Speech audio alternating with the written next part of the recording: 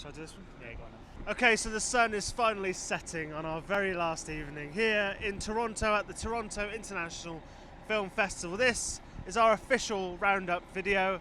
I'm Paul Heath on the Hollywood News. And I'm Stephen Pay from HeyUGuys. Right, so what we're going to do is we're going to just give you an idea of what we like the best in various different aspects here at Toronto. So, should we start off with the big one with best film? Yeah, so go on we then. can count them down if you want. You want to do your top three. Yeah. I think they're going to be very similar. But if you want to go first, so Right. what's your third favourite film? Oh, this is quite tough actually.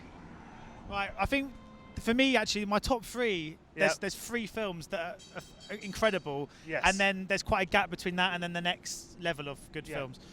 So it's quite easy to choose them. The order is the hard part, I think.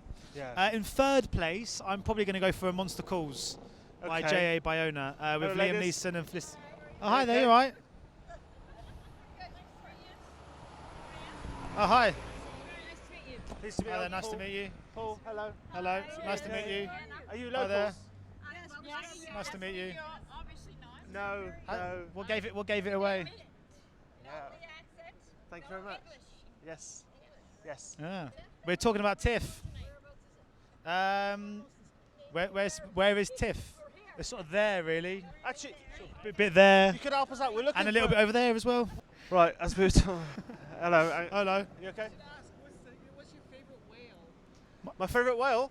My What's favourite whale's got to be Moby Dick, isn't it? Toronto got really weird really quickly, didn't it? Yeah. Okay, we won't mention the sperm The whale. sperm? No, we wouldn't. We weren't going to. Cheers. Cheers. What the hell Right. is going on? Hi there. All right. They're all lining up. No. So your third favourite for A Monster Calls? It's all got really weird. Yeah. A Look, Monster my Calls. shoulder. A Monster Calls. Yes. So, 'cause right. Okay. It's. I mean, we've already reviewed these, which you can obviously watch on our channels. But no, A Monster Calls. I mean, we both cried our eyes out, and I've spoken to people that went back to their like hotel room, whatever, and they just sort of went for a cry. Really? Yeah. That much? I'm not gonna name him. Okay. Oh right. Okay. It's kind of, you know, but no, and then we saw someone after the screening getting consoled. They were actually someone had their arm around them. Yeah. They were making sure they were okay. It's an emotional film, Yeah. and any film that can actually trigger that sort of response, not just from you but from a collective crowd, Yeah. is quite special, I think. Yeah, definitely. I'd agree with you actually with that one. Number three, 5-star reveal. A Monster Calls. It surprised me. I didn't think I was going to love it as much as I did. No, and I didn't or be really affected by it. No, and I don't know about you, but I didn't really realise it was kind of genius until about 3/4 of the way through. No. I was kind of going, that's queit good. It's not like films we're about to discuss where you just know No. from the offset this is special. It took me quite a long time, I think. It's quite off-putting on getting my photo taken just behind the camera. Yeah. Oh, we're local celebrities now. What can we say? Right, so let's Festival's coming to the end and the strange weirdos Bye, are coming out. ladies. Oh, See you later. Take care. See ya. So second favourite film. Shall I leave with this this one? is tough. So I'm gonna say, and when we both know which film we're putting up there, Yeah. I'm gonna say, and this is controversial. I will say La La Land is my second. See, this is where we favourite differ, film. I think. But saying that, it is literally, it's like that. It's like it's virtually. Yeah, it's very. It's so hard to so we might as well say what number. Okay, basically, so it's La La Land and Manchester by the Sea. We both agreed Yeah. that's number one and number two. It's which order? I think it is almost impossible to compare them because It they're is, such it wildly different films. But I do think that in 50 years' time, La La Land is a film that I probably would have seen about 50 times in that. It's a film I'm going to revisit over and over again. I'm going to have a very special connection with, like many people will. I think Manchester by the Sea, I admired as an incredible piece of filmmaking, but it didn't.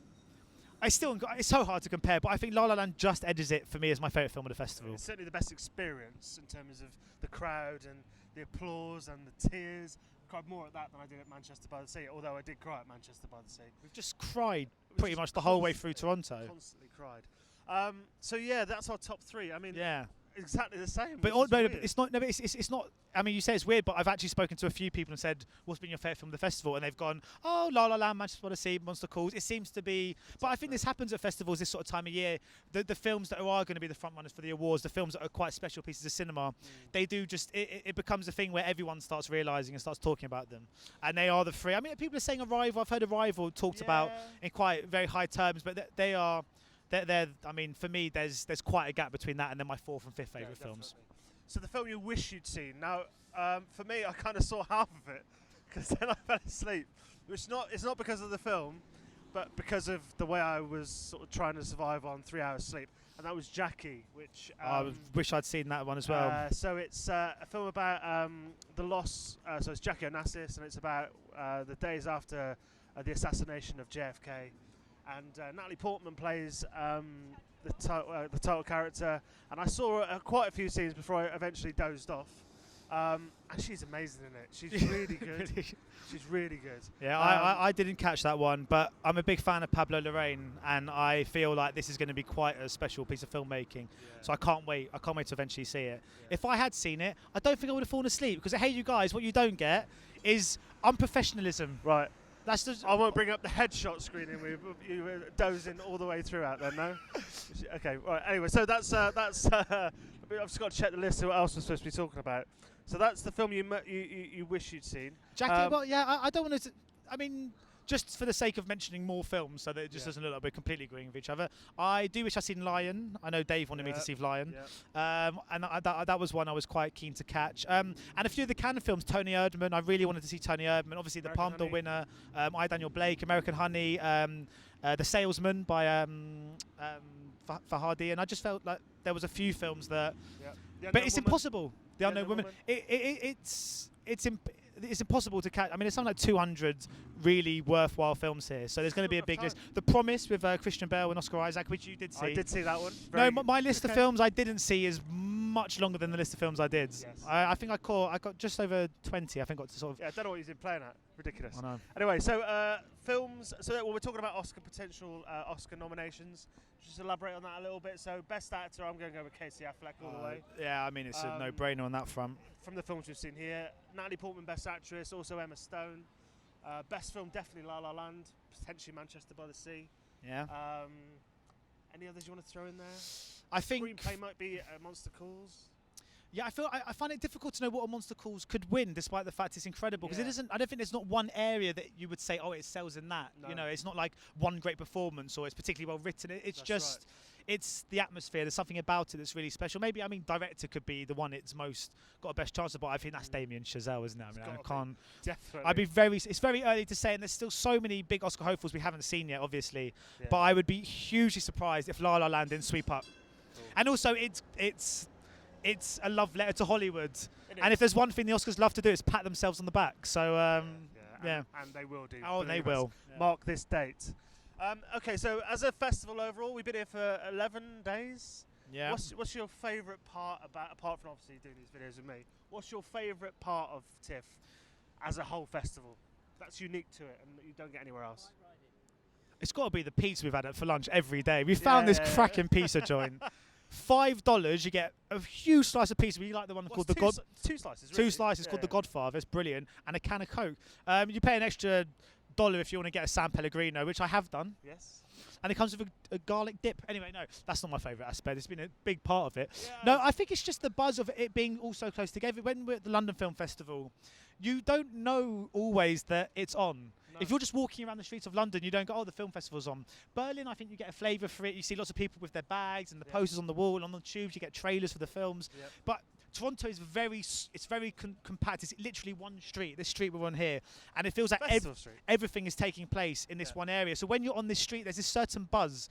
You feel like everyone here is either here to see films or they're here to watch and write about the films. And there's a really great atmosphere in this little area that I mean, as you can see, cars are going past, but for the first half of the festival, this is pedestrianised, and it was just excellent. And there was so many things going on down the street, like there were people playing music, and there's lots of stalls giving out free things, and it's been a real great. That's been my favourite aspect. It's just being in this kind of environment and being in a city that just loves movies, which is always so great. I think for me, it's the many films that have been playing and the quality of them.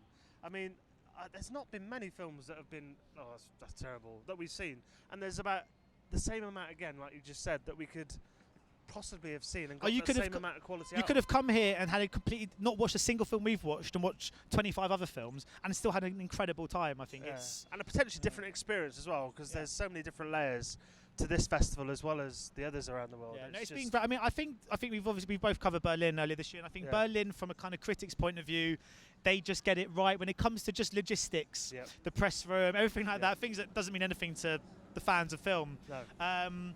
So I think Berlin kind of ticks all the boxes on that front. But in terms of just the quality and consistency and kind of quantity of movies, I don't think there's a better festival in the world than Toronto. There isn't, and certainly with the premieres going on and the talent that are there at any one time is phenomenal, and it is not rivaled anywhere. Not even London, not even Cannes. You know, Cannes is full of the likes of the Kardashians sitting up on the red carpet, which has got nothing to do with the film. But here you had like every single person that starred in the Magnificent Seven on opening night. Then you had like Justin Timberlake 2 nights ago. You had Ryan Gosling, Emma Stone. Every single film has had all of their cast represented at this festival, which has been truly unique, and I'm truly blown away by it. Oh yeah, every day we're trying to choose between which premiere to cover. There's sometimes 3 on at the same time, and it's almost a choice of, do you want Christian Bale, Justin Timberlake, or Amy Adams? It's like that.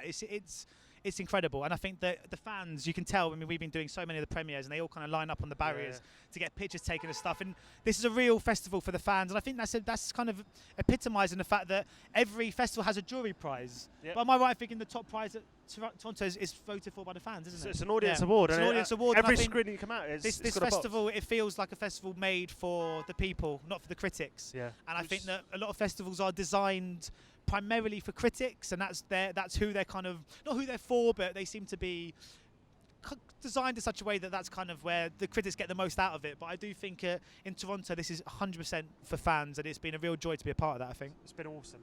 So that's kind of it. We'll have a couple more reaction videos going up in the time between now and when we go home, but this is us for 2016. This is us, Heath and Pape. Heath and Pape. When we get back to London, we won't talk to each other. This is strictly a Toronto thing. No. I was in Toronto. That's it. That's it. But no, hopefully we'll do this again, won't we? Oh yeah. We get on. We're going to go have a few beers tonight, which I cannot wait for. Yes. And thanks to Dave behind the camera as well. He's looking at me. I'm going to turn it around just to say, just to show him off, because he's worked his arse off this week. That's enough. That's enough. So Still go overboard. That's it. But anyway, make sure he had a nap yesterday afternoon, didn't he? Yeah. He's been having a kip most days. Sorry for me, to be fair. Just in the films.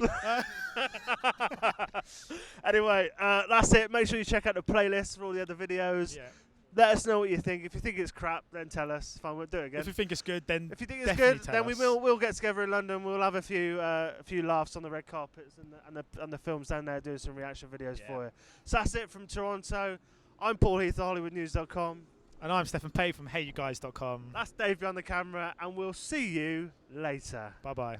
Ladies and gentlemen, you're watching Hey You Guys! Hey You Guys, huh? Hey You Guys. Is that from the Goonies? It is indeed, yeah. Nice. Hey!